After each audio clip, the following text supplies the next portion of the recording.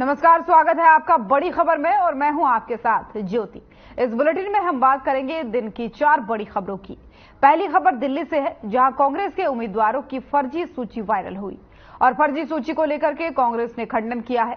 वहीं दूसरी खबर चंडीगढ़ से है, जहां पर अभय चौटाला ने प्रेस कॉन्फ्रेंस की है और कहा है कि इनेलो के प्रदेश के घोषणा पत्र में पूर्व सैनिकों की मांगों को उठाया जाएगा।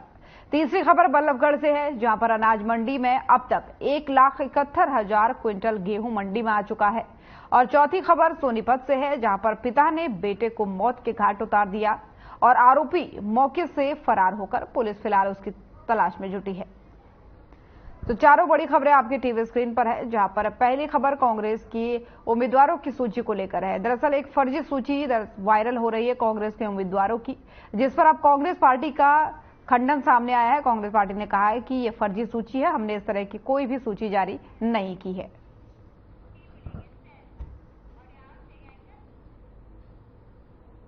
तो शुरुआत करेंगे पहली खबर के साथ। हरियाणा कांग्रेस के लोकसभा उम्मीदवारों की एक फर्जी सूची वायरल हो रही है।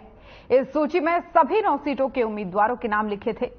फर्जी सूची वायरल होने के बाद से कांग्रेस ने इसका खंडन किया है और कांग्रेस ने कहा है कि अभी तक कोई सूची जारी नहीं हुई है। कुछ शरारती तत्वों ने यह सूची वायरल की है। जानकारी के अनुसार कांग्रेस हरियाणा के लोकसभा उम्मीदवारों के नाम फाइनल अभी तक नहीं कर पाई है।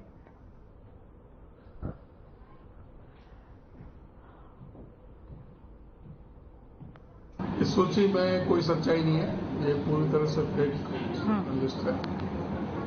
कांग्रेस पार्टी जब अधिकृत लिस्ट जारी करेगी तो हम आपको बता देंगे। इसके बारे में तो जानकारी ली जाएगी, जांच कराई जाएगी। हम इस तक पहुंचेंगे कि वो कौन से अधिकारी है जो पार्टी की छवि खराब करने के लिए इस तरह से जो फेक लिस्ट जिसने ये बना करके जारी की है, उसके बारे में इसको संज्ञान में लिया जाएगा। तो एक खबर सामने आ रही है कांग्रेस के हरियाणा के लोकसभा उम्मीदवारों को लेकर के, जहां पर एक सूची कुछ दिनों से इंटरनेट पर वायरल हो रही है, जिसमें 9 उम्मीदवारों के नाम लिखे गए हैं। हालांकि कांग्रेस ने इस सूची को फर्जी बताया है और कहा है कि इस तरह की कोई भी सूची हमने अभी तैयार नहीं की है, मंथन चल रहा है उम्मीदवारों के नामों पर और ये सूची जो है किसी शरारती तत्व ने वायरल की होगी। अब इसके बाद से ये जांच का विषय है कि किसने ये किया है, लेकिन कांग्रेस ने इस बात का खंडन किया है।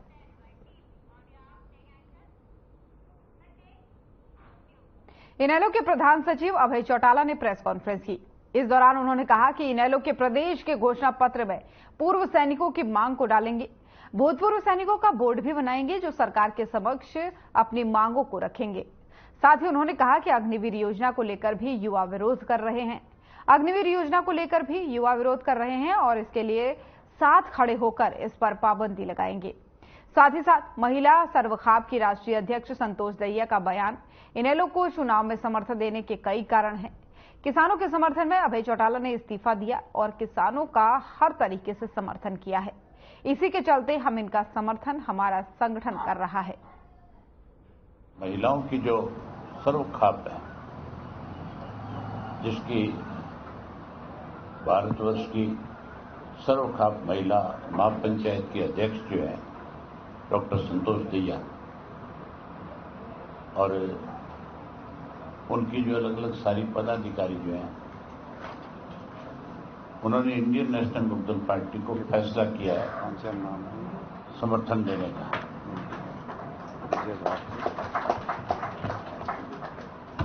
जिनमें विजय भारती कुरुक्षेत्र की अध्यक्ष है विजय भारती जी, करनाल की अध्यक्ष है। तो चंडीगढ़ की ये तस्वीरें जहां पर इनेलो ने प्रेस कॉन्फ्रेंस की और अभय चौटाला ने इस दौरान प्रेस कॉन्फ्रेंस करते हुए कहा कि पूर्व सैनिकों के सहयोग में हम एक आयोग का गठन भी करेंगे। साथ ही साथ उन्होंने कहा कि भूतपूर्व जो सैनिक हैं उनकी मांगों को लेकर हम अपने घोषणा पत्र में खास उस पर फोकस करेंगे। अभय चौटाला ने इस दौरान कहा कि कई सारे लोग जो हैं वो इनेलो का समर्थन करने आगे आ रहे हैं। साथ ही सर्वखाप की जो अध्यक्ष है उन्होंने भी समर्थन देने का वादा किया है और उनका बयान जब सामने आया तो उन्होंने कहा कि अभय चौटाला ने किसानों के समर्थन में अपना इस्तीफा तक सौंप दिया था, तो ये किसानों के हित में काम करते हैं, किसानों के बारे में सोचते हैं, देश के प्रदेश के बारे में सोचते हैं, इसीलिए इनका समर्थन किया जा रहा है।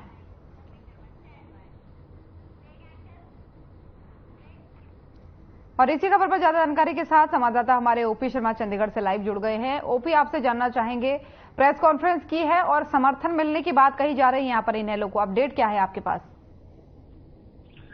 देखिए ज्योति, अगर हम लोकसभा चुनाव की बात करें तो चुनाव से पहले अक्सर इस तरह के समर्थन वापस लेने की जो घटनाएं वो चलती रहती हैं। आज जो एक महिला सेल अपने आप को कहता है, उन्होंने इनेलो को जो समर्थन दिया है। अब देखने वाली बात यह है कि इनेलो को जो इन्होंने समर्थन दिया है उससे इनेलो को कितना फायदा होता है। 10 सीटें के ऊपर इनेलो कितना जीत पाते, क्योंकि 2019 में जो इनेलो का हरियाणा के अंदर जो खाता भी निकला, तो इस बार देखते हैं कि ये जो समर्थन जो दिया गया है एक महिला संगठन की तरफ से, महिला खाप की तरफ से, तो देखा जाएगा कि इसके ऊपर कितना। लेकिन ये है कि चुनाव से पहले इस तरह की जो घटनाएं हैं वो अक्सर देखने को सामने आती है। जी बिल्कुल, अब ये तो बात की बात है, लेकिन जिस तरीके से लोकसभा चुनाव नजदीक है, ऐसे में आप क्या देख पा रहे हैं, बाकी पार्टियों के मुकाबले इनेलो कितना एक्टिव है क्षेत्र में या फिर प्रदेश में? देखिए ज्योति, फिलहाल कुछ भी कहना जो है वो मुश्किल होगा, क्योंकि अभी हरियाणा में चुनाव जो है वो छठे चरण में होना है और अभी तो एक चरण का चुनाव है। तो हरियाणा में अभी प्रचार के अंदर एक तरीके से वो गर्माहट जो है देखने को नहीं मिल रही है। साथ ही अगर हम बात करें तो अभी तक सभी पार्टियों ने सभी सीटों के ऊपर जो अपने प्रत्याशियों की घोषणा भी नहीं की। तो ऐसे में कई सीटें ऐसी है जिसके ऊपर अगर हम बात करें तो हिसार को मुख्य तौर पर छोड़कर किसी भी सीट के ऊपर जो है अभी तक किसी तरह की समीकरण बनते हुए नहीं दिखाई दे रहे हैं। हालांकि एक बार टिकटें सभी पार्टियों की जब घोषित हो जाएंगी उसके बाद ही कुछ कहा जा सकता है। फिलहाल ही कहा जा सकता है कि हिसार और क्षेत्र के ऊपर कुछ समीकरण बनते हुए दिखाई दे रहे हैं। हिसार के अंदर जो चौटाला परिवार, देवीलाल परिवार है, वही 3 परिवार जो है वो आमने सामने। वहीं कुरुक्षेत्र से आम आदमी पार्टी के सुशील गुप्ता और जो नेशनल लोकदल के विधायक अभय सिंह चौटाला है, उनके जो मैदान में जो आए हैं, वही भारतीय जनता पार्टी की तरफ से नवीन जिंदल जो हम चुनाव लड़ रहे। तो अभी तक कह सकते हैं कि इन 2 सीटों के लेकर समीकरण बने, लेकिन कांग्रेस के प्रत्याशी जब तक नहीं आते हैं तब तक किसी भी तरह की जो भविष्यवाणी करना पूरी तरीके से सही नहीं रहेगा। जी, भविष्यवाणी करना बिल्कुल सही नहीं है, लेकिन क्योंकि कुरुक्षेत्र से खुद अभय चौटाला भी चुनाव लड़ रहे हैं, तो ऐसे में क्या लगता है वोटों की कुछ कटौती हो सकती है बीजेपी के लिए? देखिए, अगर हम पिछले चौटाला परिवार की बात करें तो चौटाला परिवार जो तीसरी बार 75 सीट के ऊपर जो चुनाव लड़ा, साल 2004 में खुद अभय सिंह चौटाला ने यहाँ से चुनाव लड़ा था और बहुत कम उनको जो वोट मिले थे। इसके बाद 2019 में उनके बेटे अर्जुन चौटाला ने भी चुनाव लड़ा था, लेकिन वो भी जो करीबन 60 से 65 हजार वोट के ऊपर ही कहीं ना कहीं सीमित रह गए। तो तीसरी बार फिर चौटाला परिवार से, और या कहीं की दूसरी बार जो अभय सिंह चौटाला जो क्षेत्र से जो चुनाव लड़े। लेकिन देखने वाली बात ये होगी कि इस बार के जो बदलते हुए समीकरण है उसमें पार्टी क्या कर पाती है, कितना जो है प्रचार कर पाती है, ये एक बात है जो देखने वाली है। लेकिन ये है कि अभय सिंह चौटाला पिछले 3-4 दिन से कुरुक्षेत्र में जो है अपने प्रचार में जो है वो लगे हुए हैं, लेकिन नतीजे क्या निकलेंगे उसके बारे में भी थोड़ा सा हमें इंतजार करना होगा। नतीजों के बारे में ज्यादा कहा नहीं जा सकता, लेकिन मुद्दों के बारे में जरूर यहाँ पर जिक्र किया जा सकता है, क्योंकि जैसे कि अलग अलग पार्टियों के अपने अपने मुद्दे हैं ओपी। तो ऐसे में इनेलो जो है क्या प्रखर मुद्दे लेकर के इस बार सामने आ रही है? देखिए, अगर हम इनेलो के मुद्दों की बात करें तो इनेलो कहीं ना कहीं किसान आंदोलन के दौरान अभय सिंह चौटाला जो अपनी इलाहाबाद विधानसभा सीट है उससे इस्तीफा दे दिया और उसके ऊपर जो उपचुनाव हुआ था उसमें वो जब विजयी रही थी, तो वो अपने आप को कहीं ना कहीं त्याग और किसान हितैषी या किसान नेता के तौर पर कहीं ना कहीं जो प्रस्तुत करें। इसके अलावा जो 5 साल से हरियाणा में जेजेपी और बीजेपी गठबंधन की सरकार चली थी उसकी नीतियों को लेकर और उसके घोटालों को लेकर वो कहीं ना कहीं जनता के बीच में जा रहे शराब घोटाला, रजिस्ट्री घोटाला या बाकी भी जितनी तरह के घोटाले हों उन सब को अभय सिंह चौटाला की जो विधानसभा में जो टाइम उन मुद्दों को उठाते रहे और उन्हीं मुद्दों को लेकर कहीं ना कहीं एक बार फिर वो जनता के बीच में जा रहे हैं। तो कह सकते हैं कि वर्तमान सरकार की नाकामियों को आधार बनाकर अभय सिंह चौटाला जनता के बीच में प्रचार कर रहे हैं। जी, लेकिन यहाँ पर अग्निवीर को लेकर के काफी प्रखर नजर आ रहे हैं इनेलो वाले, तो क्या लगता है ये अग्निवीर वाला समीकरण या अग्निवीर वाला फैक्टर कुछ चुनाव में अंतर डाल सकता है? देखिए जो कि अग्निवीर वाकई में एक बड़ा फैक्टर है, और लेकिन इसके नतीजे क्या निकलेंगे क्या नहीं निकलेंगे इसके ऊपर भी कुछ नहीं कहा जाता। लेकिन ये सही है कि आज हरियाणा देश की जितनी भी विपक्षी पार्टियां, चाहे वो क्षेत्रीय पार्टी हो चाहे वो नेशनल पार्टीज हों, वो सभी कहीं ना कहीं अग्निवीर को एक मुद्दा बनाए बैठे, क्योंकि देश का एक बड़ा वर्ग जो है वो कहीं ना कहीं युवा है, और जो सेना में भर्ती होना चाहते हैं वो 4 साल के बाद अगर वापस आते हैं तो उनकी जो एक सिंपैथी है कहीं ना कहीं इनेलो भी कांग्रेस की तरह अगर बाकी पार्टी की तरह लेने की कोशिश करते, लेकिन अगर अग्निवीर योजना को लेकर युवाओं में इतना गुस्सा होता तो शायद अगर आपको ध्यान हो पिछले दिनों 5 राज्यों में चुनाव हुए थे, छत्तीसगढ़, मध्य प्रदेश, राजस्थान में जो है भारतीय जनता पार्टी एक स्पष्ट बहुमत की सरकार बनाती हुई जो है वो सामने आई थी। तो लेकिन लोकसभा चुनाव में जो विपक्ष इन सभी को एक मुद्दा बना रहा है वो कितना प्रभावी होगा देखने वाली बात है, क्योंकि 5 राज्यों में से 3 राज्यों में एक मैक्सिमम मैंडेट के साथ जो बीजेपी की सरकार बनी थी उसके अंदर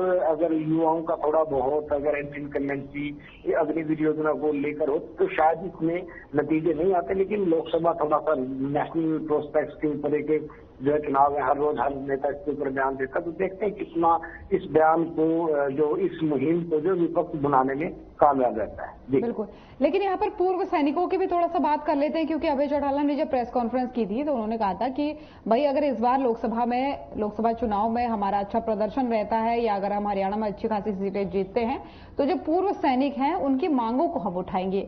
तो जानना यहाँ पर ये चाहेंगे कि क्या उनकी मांगे हैं, किन मांगों की बात वो कर रहे थे? देखिए, पूर्व सैनिकों की अगर मांग की बात करें तो एक तो ये होता है कि हमारे देश में रूल है कि अगर किसी फौजी को पेंशन मिलती है और बाद में उसकी मौत हो जाती है तो उसकी जो विधवा पत्नी होती है उसको जो है वो आधी पेंशन मिलती है। दूसरा ये कि 1 रैंक 1 पेंशन के अंदर जो कुछ आरोप, जो कुछ अनियमितताएं या फिर कुछ सही तरीके से उसको लागू नहीं करने को लेकर सैनिकों का एक धरना चल रहा है। तो कहीं ना कहीं उसी को लेकर उस मुद्दे को भी जो है वो इंडियन नेशनल लोकदल बाकी मुद्दों की बाकी पार्टी की तरफ बनाने की कोशिश कर रही है। खुद कांग्रेस ने भी जो इसी मुद्दे को काफी जो है वो जोरों शोरों से जो उठाने की कोशिश की। उनका कहना है कि जो 1 रैंक 1 पेंशन की जो एक स्कीम बीजेपी सरकार में लागू की गई थी उसमें काफी अनियमितता है। तो कहीं ना कहीं विपक्ष उन्हीं मुद्दों को एक साथ लेकर चलता है जो राष्ट्रीय प्रोस्पेक्ट में एक बड़े वर्ग को कहीं ना कहीं जो है वो साथ सकती है। और यहाँ पर सर्वखाप की अगर हम बात करें तो कोई महिला अध्यक्ष हैं, उनका भी समर्थन मिलने की बात इनेलो को सामने आ रही है। तो कितना प्रभाव उसका हरियाणा में है, और अगर वो इनेलो के साथ होते हैं, अगर उनका समर्थन इनेलो को मिलता है तो क्या इनेलो का प्रदर्शन पहले से बेहतर होगा? देखिए ज्योति, इसके बारे में ज्यादा कुछ नहीं कहा जा सकता और जो नतीजे होंगे उसी के बाद जो है कुछ अंदाजा लगा सकता है कि सरोखाप पंचायत कितनी अहमियत रखती है। क्योंकि अगर सरोखाप पंचायत इतना बड़ा संगठन है कि उसका कोई प्रभाव होता तो शायद कुछ और बात होती, लेकिन मुझे नहीं लगता कि कहीं ना कहीं जो सरोखाप पंचायत है इसका कोई जो ज्यादा रोल होगा। लेकिन हाँ, अगर सरोखाप सामने आता तो कुछ तो उसको फायदा होगा, कुछ कार्यकर्ता, कुछ बूथ एजेंट वगैरह उनको जरूर मिले। लेकिन अब बात करें अगर हरियाणा के ओपी, तो यहाँ पर जिस तरीके से हम देखते हैं भारतीय जनता पार्टी लगातार प्रचार कर रही है, लगातार अपने मुद्दों को रख रही है। क्या मेरी आवाज पहुंच पा रही है ओपी आप तक? चलिए कोई बात नहीं, ओपी का शायद फोन कट गया, उनसे संपर्क दोबारा साधने का प्रयास करेंगे। फिलहाल ओपी बहुत बहुत धन्यवाद आपका तमाम सारी जानकारियों के लिए। और बल्लभगढ़ के अनाज मंडी में अब तक 1,71,000 कुंटल गेहूं मंडी में आ चुका है। अनाज मंडी के सचिन इंद्रपाल का कहना है कि धीरे धीरे किसान अभी भी मंडी में अपना गेहूं लेकर आ रहे हैं। 44,000 कुंटल गेहूं का अब तक उठान हो चुका है और हरियाणा स्टेट वेयर हाउस और दूसरी जो है DFSC है, अभी फिलहाल मंडी में 2-3 किसान ही अपना गेहूं लेकर बेचने के लिए पहुंच रहे हैं।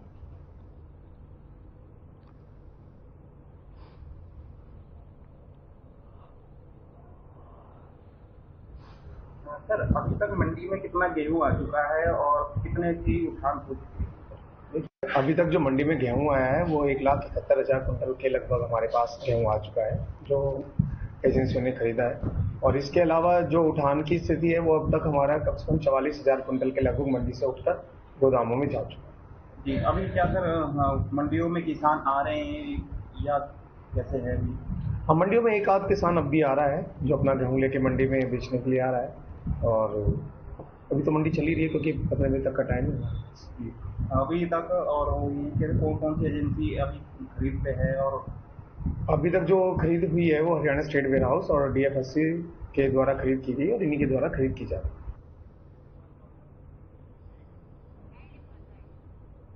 तो बल्लभगढ़ की तस्वीरें जहां पर 44,000 क्विंटल गेहूं का उठान अब तक मंडियों में हो चुका है और लगातार मंडियों में गेहूं भी पहुंच रहा है, अंबार लगा हुआ है, धीरे धीरे उठान भी हो रहा है। लेकिन इससे पहले कुछ खबरें सामने आई थी जिससे किसानों के गेहूं को जो है नुकसान पहुंचा था, कुछ ओलावृष्टि हुई थी।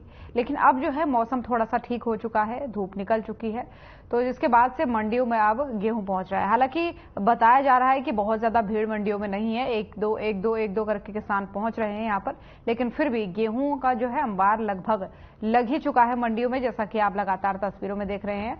और उठान भी धीरे धीरे हो रहा है। अभी तक 44,000 क्विंटल का ही मात्र उठान हुआ है, लेकिन पहुंच यहां पर जो है थोड़ा सा ज्यादा गेहूं की हो चुकी है। 1,71,000 क्विंटल अभी तक गेहूं जो है मंडियों में आ चुका है। और उठान की अगर हम बात करें तो मात्र अभी 44,000 क्विंटल का ही उठान हुआ है।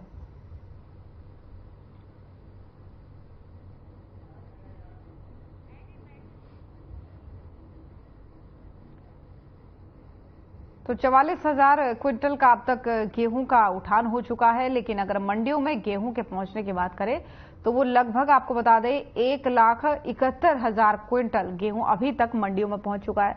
हालांकि अभी से पहले जो बाइट हमने सुनाई थी उसमें आपको जानकारी दी जा रही थी कि उठान भी लगातार जारी है और किसान जो है जो मंडी में अपना गेहूं लेकर पहुंच रहे हैं वो एक दो की संख्या में पहुंच रहे हैं। अभी बहुत ज्यादा किसान इकट्ठा नहीं पहुंच रहे, यानी कि आने वाले दिनों में और ज्यादा किसान पहुंचेंगे। इस बार गेहूं के पैदावार के अधिक भी अनुमान लगाया जा रहा है, लेकिन अब वो तो देखने वाली बात होगी आगे समय में। लेकिन अभी अगर मंडियों की बात करें तो मंडियों में गेहूं का अंबार लगा हुआ है और उठान में थोड़ा सा यहां पर देरी देखने को जरूर नजर आ रही है।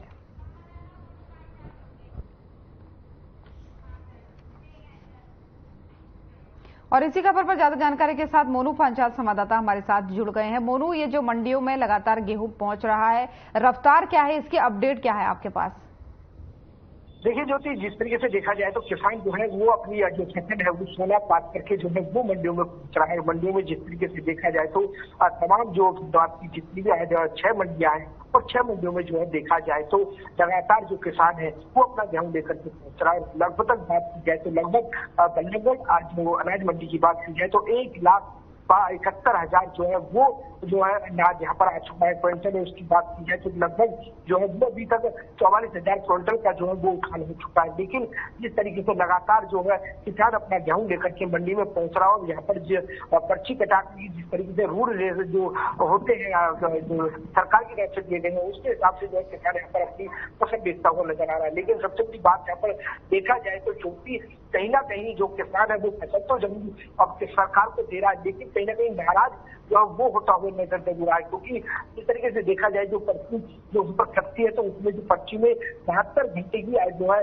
वो पेमेंट देने का सरकार की तरफ से जो है वो लिखा हुआ है। लेकिन सरकार की तरफ से 72 घंटे के अंदर पेमेंट जो है वो पहुंच नहीं पा रही है और किसान यहाँ पर काफी निराश होता हुआ नजर आ रहा है। क्योंकि किसानों के घर में देखा जाए तो जिसकी शादियां भी हैं, कहीं ना कहीं बच्चों के एडमिशन भी है, तमाम जो पैसे पर जो फीसों को लेते हैं उनकी पेमेंट भी देनी होती है। तो सब चीजों को देखकर जिस तरीके से देखा जाए तो दोषी कहीं ना कहीं किसान जो है वो सरकार से नाराज जरूर दिखाई यहाँ पर दे रहा है। क्योंकि 72 घंटे के अंदर उनको पेमेंट नहीं हो रही है। लगभग किसान जो है वो अपने जो प्राइवेट आड़ती है उनके पास जो है वो माथा पच्ची करते हुए नजर आते हैं। कहीं ना कहीं जिस तरीके से देखा जाए तो मंडी के जो अधिकारी, एजेंसी के जो अधिकारी है उनसे माथा पच्ची करते हुए नजर आ रही है कि आखिरकार पेमेंट क्यों नहीं मिली है। लेकिन सरकार की तरफ से जो आदेश आए हैं वो मंडियों में जरूर जो है वो किसानों की फसल जो खरीदी जा रही है जोकि, लेकिन इसके साथ साथ जो सरकार की तरफ से जो भी जो है वो कहा जा रहा है कि जब तक यहाँ से मंडी से उठान होकर के जो है जो गोदाम में जब तक जो है उनका अनाज नहीं पहुंचेगा तब तक उनकी पेमेंट नहीं होगी और गोदाम में पहुंचने के बाद में 72 घंटे के अंदर उनकी पेमेंट कर दी जाएगी। लेकिन देखा जाए तो किसान लगभग 15 दिन से और महीने भर से जो है यहाँ पर चक्कर काटता हुआ नजर आ रहा है। जी बिल्कुल। और इससे पहले हमने कुछ दिनों पहले ये भी देखा मोरू की ओलावृष्टि हुई और किसानों का लाखों का माल तो ऐसे ही बर्बाद हो गया था। और अब इस तरीके की ढिलाई देखना, क्योंकि उठान में कहीं ना कहीं देरी देख रहे हैं, जहां 1 लाख 2 लाख के करीबन क्विंटल सामान पहुंच चुका है, लेकिन उठान मात्र 44,000 क्विंटल का हुआ है।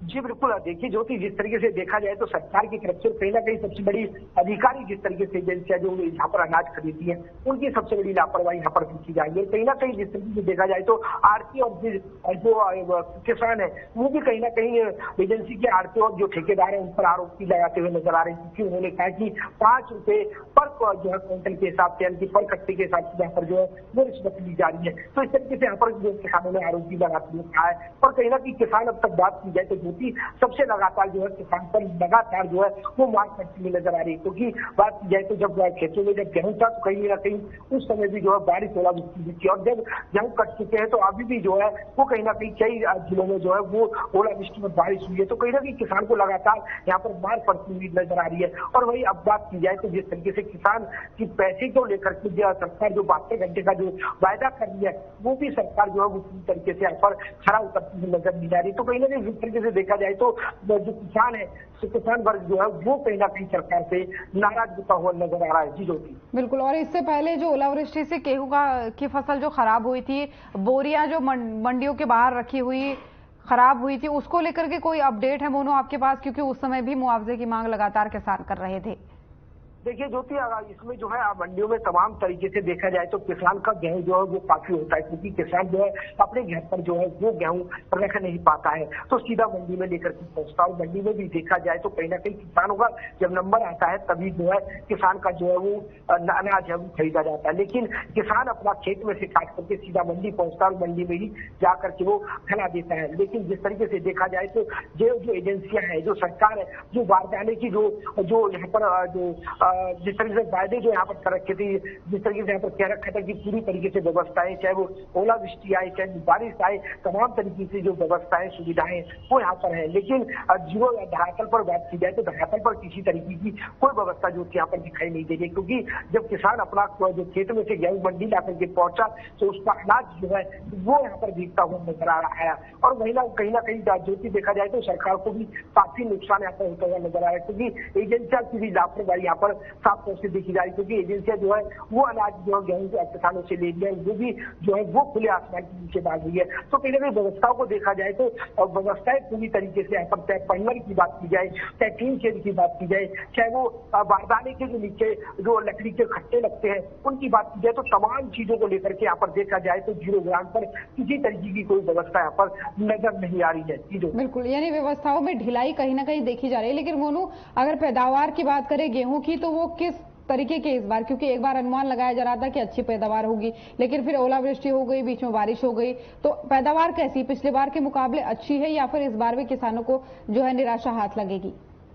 देखिए ज्योति, अगर जो है आपकी पिछली साल की बात की जाए तो पिछली साल जो है वो काफी किसान का यहाँ पर नुकसान होता हुआ नजर आया, क्योंकि जिस तरीके से जो है परमात्मा ने जो है वो जो है दोहरी चोट यहाँ पर जो है वो किसान को मारते हुए नजर आया। लेकिन अब की बार बात की जाए तो कहीं ना कहीं जिस तरीके से देखा जाए तो एक दिन बारिश हुई है या अगले दिन वो ओलावृष्टि हुई है, यानी कि नुकसान तो जरूर किसान का हुआ लेकिन वो काफी नुकसान नहीं हुआ। लेकिन पैदावार की बात की जाए तो पिछली साल के मुताबिक जो है इस बार जो है वो फसल जो है वो किसानों की अच्छी रही है और कहीं ना कहीं पैदावार जो है वो कहीं ना कहीं अधिक रही है। और जिस तरीके से लगातार जो लाखों में जो यहाँ पर गेहूं पहुंच रहा है, तो इसी से ये अंदाजा लगाया जा सकता है कि अभी किसान की जो फसल है वो अच्छी तरीके से यहाँ पर होती हुई नजर आ रही है, तभी जो किसान यहाँ पर जो अपने गेहूं को लेकर के पहुंच रहा है। और बात की जाए तो पिछले साल के तहत जो है वो कहीं ना कहीं पिछले साल जो है वो गेहूं जो है वो कम हुआ था। बिल्कुल बिल्कुल मोनू, बहुत बहुत धन्यवाद आपका तमाम सारी जानकारियों के लिए। और अब खबर सोनीपत से है, जहां पर गांव बोहला में एक पिता ने अपने बेटे की हत्या की वारदात को अंजाम देकर सबूत मिटाने के लिए शव का अंतिम संस्कार कर दिया। बाद में किसी ने पुलिस को सूचना दी तो धधकती आग से शव के अवशेषों को निकालकर सिविल हॉस्पिटल में पोस्टमार्टम के लिए भेजा गया। आपको बता दें कि पुलिस ने आरोपी के खिलाफ जो है हत्या का केस दर्ज कर उसकी तलाश शुरू कर दी है, जो मौके से फिलहाल फरार बताया जा रहा था।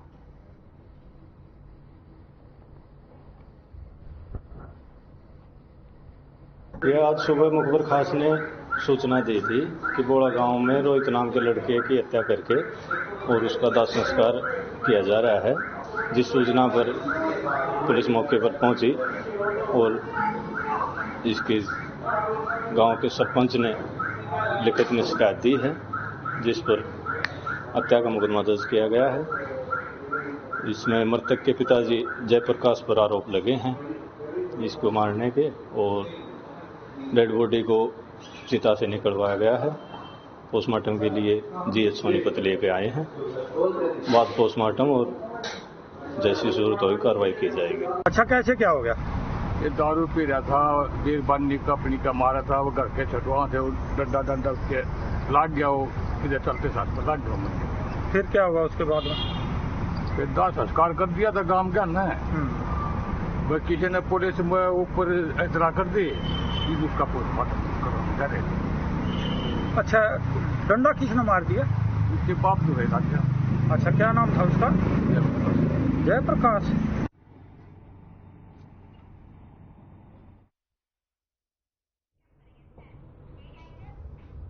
तो बड़ी खबर देख रहे थे आप। बुलेटिन में फिलहाल इतना ही। नमस्कार।